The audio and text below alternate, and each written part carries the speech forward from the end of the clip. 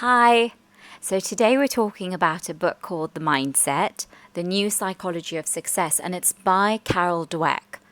Carol Dweck and her colleagues studied students' attitudes about failure.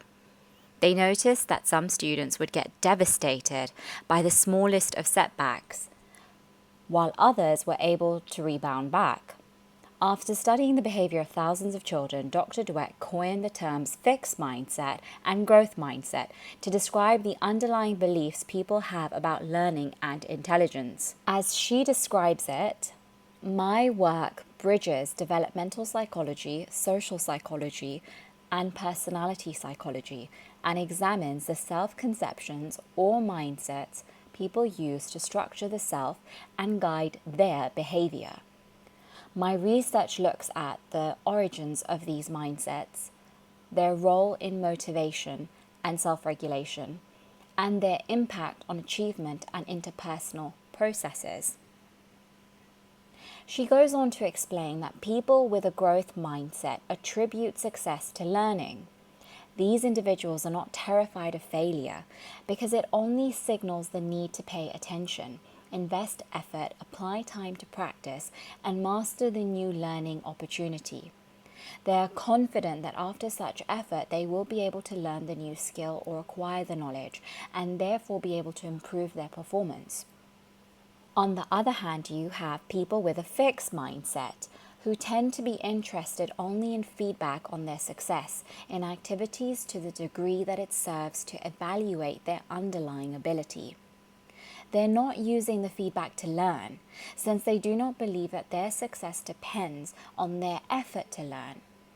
Rather, they believe that success depends on the level of innate ability that they have.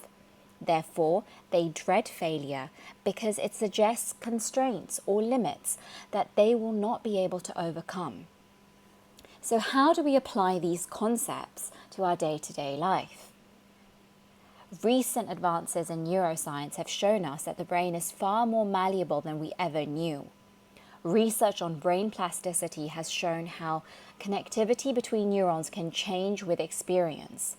With practice, neural networks grow new connections, strengthen existing ones, and build insulation that speeds transmission of impulses.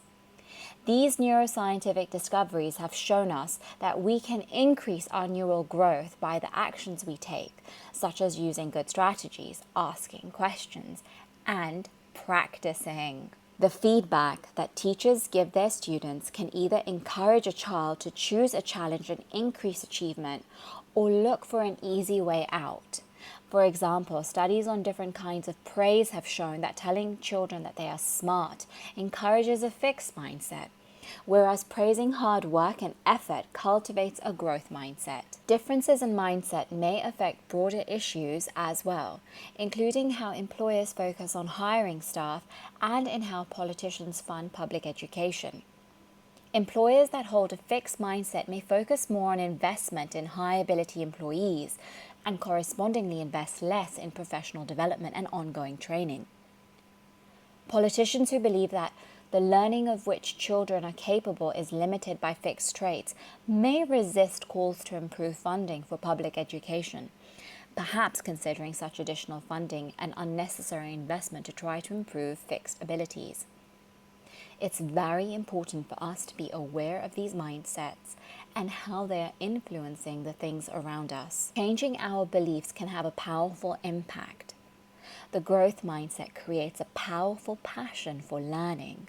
Why waste time proving over and over how great you are, Dweck writes, when you could be getting better? In fact, Dweck takes the Stoic approach. She writes, in the growth mindset, failure can be a painful experience, but it doesn't define you. It's a problem to be faced, dealt with, and learned from. Dweck describes 2 ways to think about a problem that's slightly too hard for you to solve. Operating in this space just outside of your comfort zone is the key to improving your performance. It's also the critical element to deliberate practice. People approach these problems with 2 mindsets. Number 1, are you not smart enough to solve it? Or number 2, have you just not solved it yet? This is a great book to read. The first time I read this book was when I was at university completing my honours degree.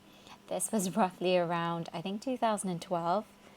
I couldn't put this book down. It gave me insight into how the people around me worked on a fixed mindset or a growth mindset, how these mindsets had shaped parts of my life, and how essential it is to ensure that children are exposed to a growth mindset. I highly recommend that you read this book. I think every single household should have a copy of this book.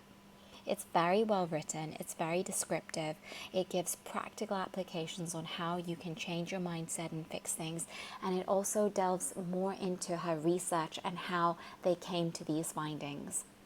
Thank you so much for listening. I would love to hear your thoughts about this. Please share your views about the book, what you thought, your findings. I'd really love to hear from you. Thank you.